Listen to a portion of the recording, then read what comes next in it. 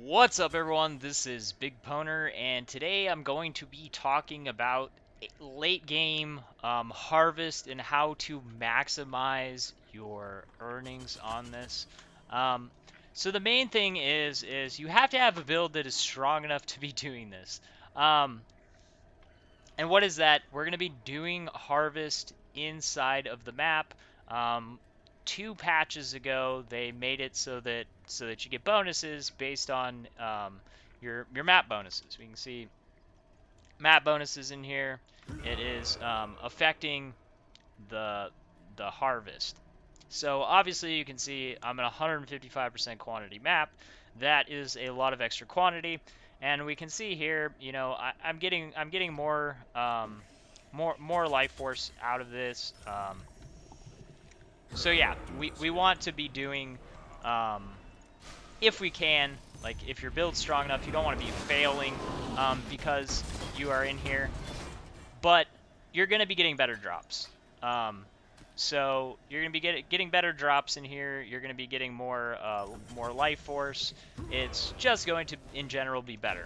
The other big thing that you are going to want to be doing, and this is probably one of the biggest things that you should be doing, even if you're not strong enough to be doing, these tier 4 seeds with a bunch of tier 3s and a bunch of tier 2s and all of this good stuff, you're going to want to be utilizing what I'm about to show you.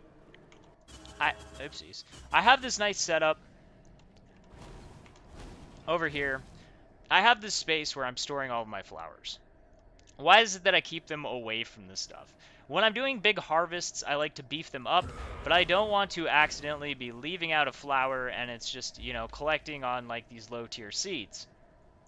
You need to have your base set up strategically so that when you want to buff this up, like this zone, all of this stuff in this zone is going to be high tier seeds. I've got like critical seeds and tier 4s and tier 3s and stuff like that. I'm going to want more. If I want more juice, I can be like, okay, I need more juice.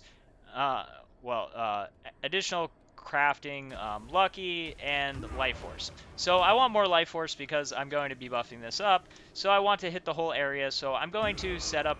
So I'm going to set up a flower that's going to be covering all of this. Then I want to have, this zone to be the extra chances. So I need a position where I can place this where it's going to be hitting those things. Actually, I believe for this side it's down here. Okay. So then I would go ahead and do this, and then when I'm done, I would go ahead and remove these. Um, where's my big flower? I don't know where it went. Whatever. Oh, I think I picked it up. I have another zone right here. I'm cooking crafting crit materials, and this is where I kind of run my tier 2 currency crafting. Crit seed farming. So these are all crit seeds, and you notice on these corners I don't have a tier 1. Why is that? Because I want to buff this up with my lucky, and the place that I put it right here, you can see kind of the line, it hits these first 2 rows. Well, I don't want to be using this on tier 1 seeds. So I have this nice little spot. I set this here, and all of my crit seeds that are right here in these 2 rows are going to benefit from this, but it's not going to wind up wasting them on the tier 1 seeds that I don't care about, because on the blue seeds you're really looking for the you're really looking for the crits, because those are the most valuable and they're tier 2 instead of tier 1. But you can do this exact same thing, but like I was saying, if I just left this here, this would wind up hitting a bunch of my tier 1 seeds on this other grow area. But why is it that I have this set up here like this? And you'll notice that I have all types of dispersers. Why is that? Because I can easily just remove one of these crop growing zones, and you see this one set up. This is for farming this, because this will be my next farming right here, because my bigger seeds are a couple away, and then this is 1 away. So I want extra life force and all of this front stuff. You see, I have these strategic places for placing my my flowers to get the most usage out of them. This makes it so that I can get the most benefit without having to buy any of these, which I can tell you my amount of them, I've been using them pretty consistently, and my amount of these has been going up. So, oh, that one's really low. Oopsies.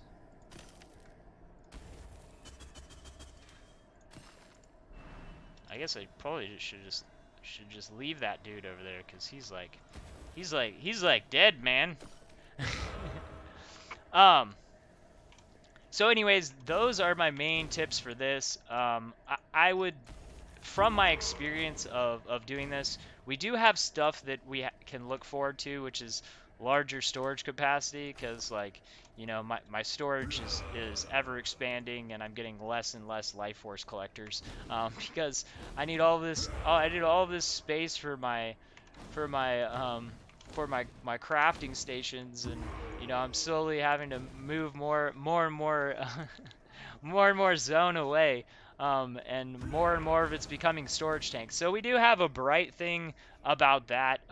The storage tanks are going, because I mean, I'm getting juice collections of like 50,000 plus. So yeah.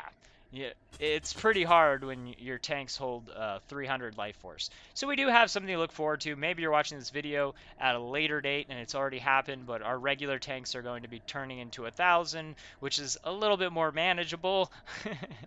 um, and then we're going to be able to upgrade them to large tanks, which will hold 5,000, which will be very nice. And they said that they're going to be expensive. I don't know how expensive. I don't know if they're going to make them like more expensive than the horticulture crafting stations. That would be kind of crazy if they were. But they're definitely going to be more expensive. So, utilizing the life force boost is probably going to be the best way to boost that up. And the best way to do that is going to be using the life force boost on those higher tier seeds that are actually giving you more, instead of, the tier 1 seeds, even at the top tier, are only giving like 200 to 300, I believe. Cannot do this yet. 82 is... Why is it not saying how much it is? Did they not display that anymore? Did they remove the display on those? Okay, well, I don't know why it's not displaying. But, yeah, Okay, yeah, so see right here, it says 4,658. Well, these tier 1s only provide... Oh, I guess it's because they're already cooked. Okay, so here, this one provides... This is a tier 2, and this provides only 252 units. So that's kind of the difference. That's the reason why you want to be boosting up those the higher tier ones, because the lower tier they are, the less life force they're going to be giving you. And if you really want to be stacking up your crafting stations, and you really want to be, getting stacked on these, which are 1,800, you really got to be utilizing that stuff well. And then if you're trying to grow like big crops of tier 4s, tier 3s, tier 2s, like if that's what you're trying to mainly grow, like a lot of, like you can see, I'm winding up in this position. I've got my least tier 2 is 99. Um, so, which, having more juice storage is going to help with that. But in order to fill up that more juice storage, we're going to want to be utilizing that increased life force. So these are my tips for this. My suggestion would be, if you're just getting into running really hard maps with this, make sure that you can complete it. Like, especially on the tier 4 dudes, if you haven't fought one of the bosses, my suggestion is probably to fight it first, through your waypoint, because they are, the higher the tiers the seeds go, they get way more difficult at tier 4, and you're fighting a minimum of 4 tier 3s with 1 tier 4. So yeah, you don't want to wind up losing your whole farm. It's best to only do it if you know that you're going to be able to complete it in that really hard, in a really hard map. So yeah, Anyways, thanks for watching. I hope this is helpful. Peace.